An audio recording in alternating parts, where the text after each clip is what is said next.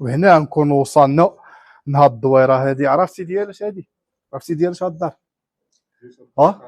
اش غنقول لك زعما انا المعلومه ما متاكدش منها 100%، ولكن المصادر اللي كيقولوا الناس القدام والناس اللي كبار منا والناس اللي قاد جدودنا الله يرحمهم الله يوسع عليهم كيقولوا هاد الدار هادي هي اللي كان كيعمل فيها الولي عبد الله الشريف، كيعمل فيها الخلوه ديالو.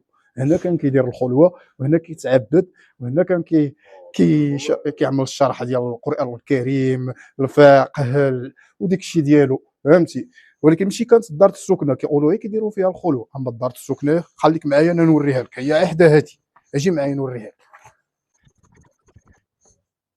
هذه هي الدار اللي كيقولوا، والله اعلم انا غير سامع يقولوا بانها كان كيسكن فيها الولي عبد الله الشريف، هي هادي.